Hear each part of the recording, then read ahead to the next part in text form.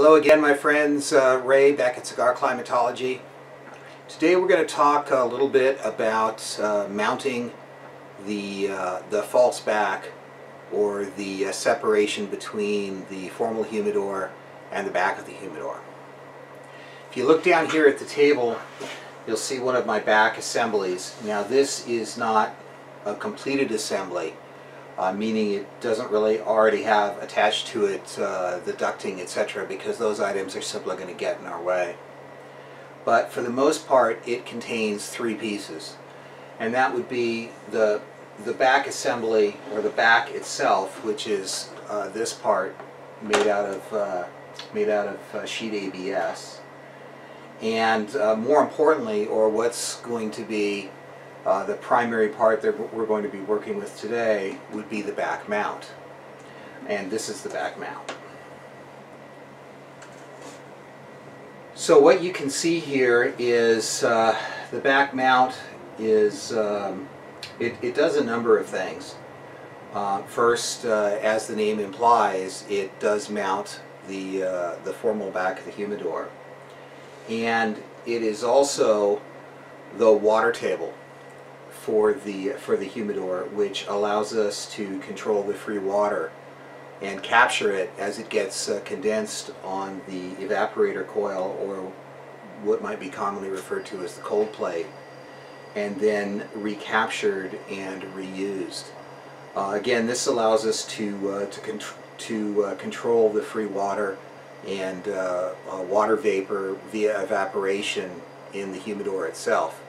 And as some of you might know by some of my writings, it's literally impossible to create a precision, high-quality refrigerated humidor without some form of control over the free water. Now, what you'll also notice here is the mounting of the drain. This is the actual drain to the from the back area, and this will be attached to our humidifier. One of the things that's important here is I use a number of different assemblies for these, and this particular guy allows a pivot at the mounting nut, which is really nice, which means that this can potentially be removed sometime in the future, of course, if there's enough room left in there to unthread it. Sometimes I do use the one-piece L's, and the one-piece L's require that this is attached and firmly threaded down before you mount the back. If you mount the back afterwards, you're going to have a heck of a problem, because there's really going to be no way to attach this L-shaped fitting after this is cemented onto the back of the back wall of the humidor. The next thing that we're going to discuss real quick will be the finishing of the back. Now, typically when I sell a kit, I'll probably go through here and I'll buff this off anyway. But remember, a lot of these production plastics may or may not have release agents that are attached to the skin of the plastic when I get it. So for me, it's important to go through. I use a medium or fine, typically a medium abrasive Scotch-Brite pad, or 3M hand pad, which is a material that's infused with, or has an abrasive material bonded to it, flexible pad, and I just go ahead and I scratch up all this surface. Now, you probably can't really see it from where you're at, but it's an important part of the process, because you want to make sure that this does bond, and it's a permanent bond, and it stays that way. This bond needs to be able to withstand freezing temperatures, and it needs to be able to withstand constant water, because for the life of the humidor, this area will probably remain wet in some form or another. So again, the bond is very, very important. I'll be back in the next segment to talk a little bit about adhesives and show you the hand pad for scrubbing the back when we go in and we look at the back side of the cooler. Thanks for watching. Okay, so here we are again. We're back at the work table with the same mount that we were working with here over at the cooler. And what we're going to do now is we are going to remount the back. Now, you might be thinking to yourself, why are we going to do that? Well, these do come machined by me off of a CNC machine, which means that all of the holes, for all intents and purposes, align perfectly. And all of the edges align almost perfectly. I mean, they're really pretty close. And of course, that makes a difference for fit and finish of your final product. And as you can see, these guys here line up pretty well. Now, why is this important? Because the stresses on some of these parts are such that once this is machined out, these guys actually have the ability to move in and out somewhat. But these holes are all drilled and machined prior to me cutting this out of the final, cutting it out at the final shape.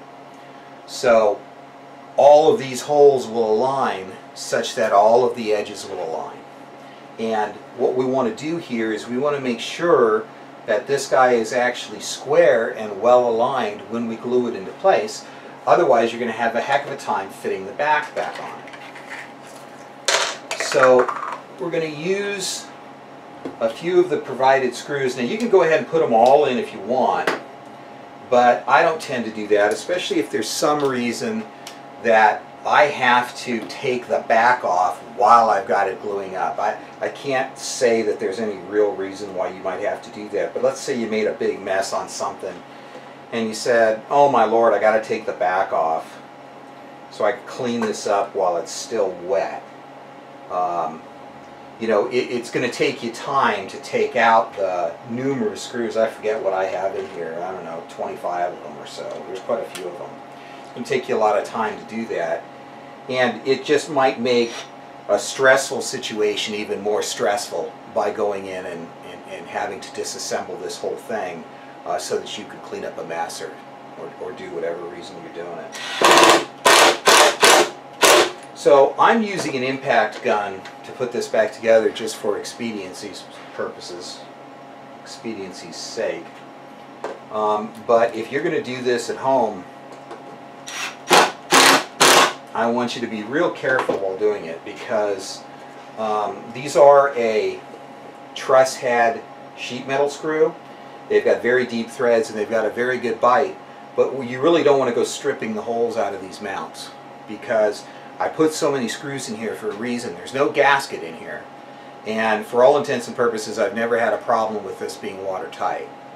They don't get a lot of direct water contact because that stays on the sub back, okay, and usually drips straight down, so there's generally not a problem.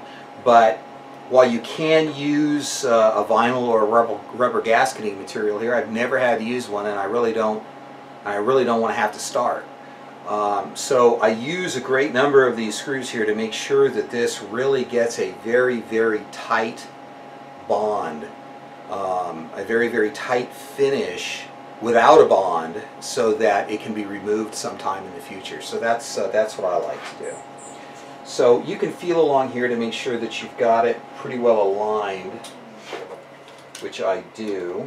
I might try to adjust it up just a tad, if I can. Not really. So that's the way it's going to fit.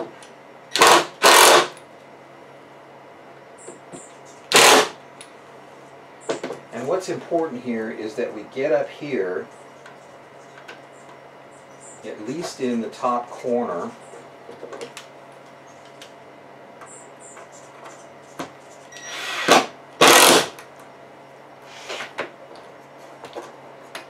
and get her flushed out.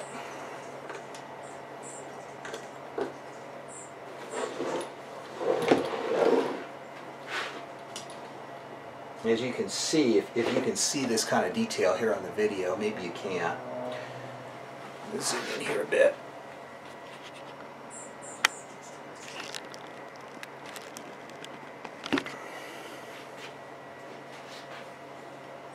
Again, maybe you can see this, where I can actually push this arm of the mount out of position. And what we want to try and do is we want to get it just in the right position, but since the holes are aligned, it should actually find home by itself.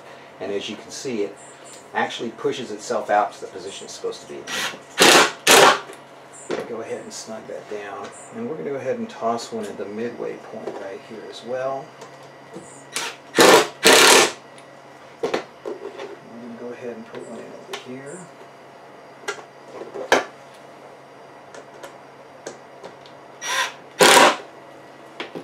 Now before I move this back over,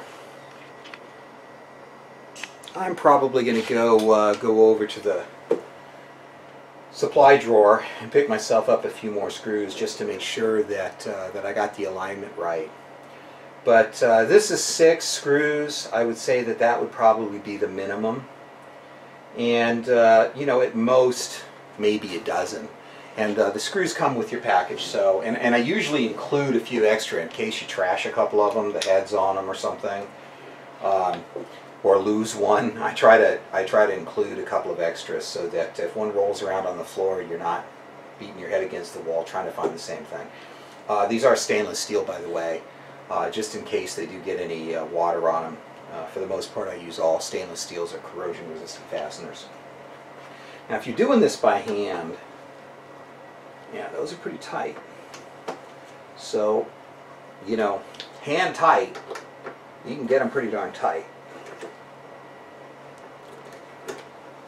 Yeah, just to let you know, you can get them pretty tight and not worry about stripping them. But if you're going to go ahead and you're going to use a gun like this, like I said, I do this for expediency.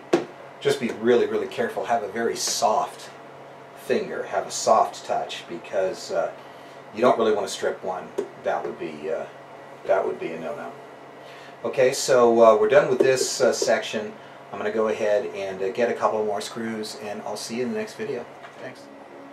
Now we've moved over to the humidor project, the actual cooler shell, to talk about really the next step in mounting this back. Now, for the last video, I thought I'd show you, this is a Scotch-Brite hand pad, and what we do is we go through and look at all the contact points and buff this sections up with this hand pad. Now, I've already done this just to save some time. Something you don't really need to watch.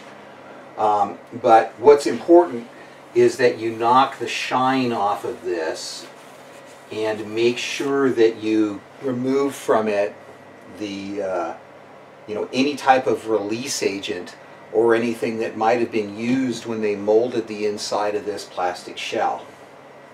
I've started shipping with this product. This is a tube of 3M marine adhesive, and this is actually the fast setting variety.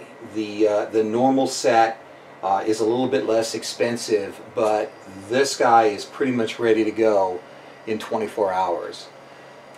Regardless of what you use or what you do, it's a good idea to set the cooler on its back side, which is what I've done here. I use a hydraulic table, which allows me to move it up and down so that I don't tweak my back while moving these things around. But as long as you can reach down inside and can comfortably adjust, whether you're comfortable working on the floor or whether or not you need to work on top of a table, the choice is yours. A couple of sawhorses and friends to help you get this up, that will also work. Or just simply work off the floor, as long as you've not done any work or changed or gotten essentially ahead of the program and mounted anything on the back of the cooler yet. The cooler will sit flat on the ground and you could simply work off the ground.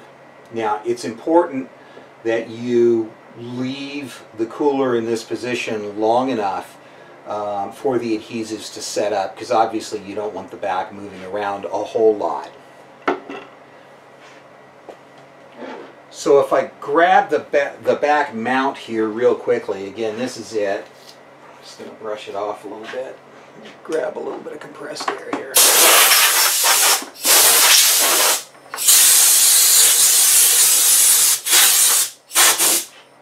So if I grab the back and I go ahead and drop it down inside the project, let's see if you can see that. Yeah, you can see basically how it lines up. Now, look, this is not really 100% critical. One of the things that you will notice is that there is an angle built into this surface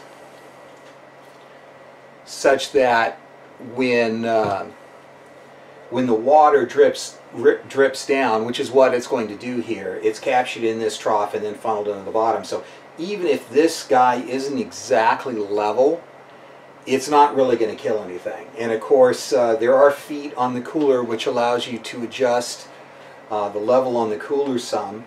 And we're going to try and get it as level as we can, but you know, there's no need to fuss about this with hours and hours and hours as you move it 1 millimeter at one side or another to try and get it perfectly level, because I've tried to machine enough slope in here that will compensate for a little bit of error and fitment. Now this is the bottom down here. This is the bottom side of the cooler. You're actually looking down on it on my table. And remember, the side here with the holes, this is going to be to mount the back. So you definitely don't want to glue the whole side down. That would be a serious error. So you definitely don't want to do that. And remember that the nipple goes down at the bottom. So if we just set it in, you'll actually see that it fits pretty darn well in the project that it's designed to fit in. Now what I do here typically is I have designed this to fit with 1.5 inch spacing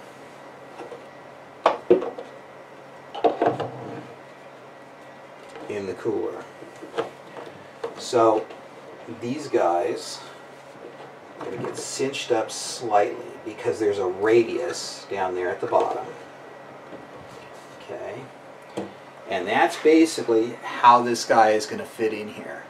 1.5 inches on each side, and if you push this block down to the radius, you'll see that you will move it aside, so that you really don't want to do that.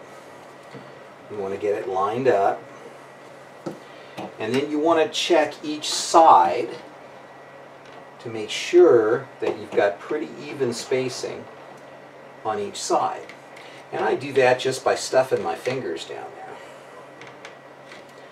And that gives me a pretty good gauge, because you know, I can tell by the pressure put on my fingers. So that is basically how this back is going to be adhered into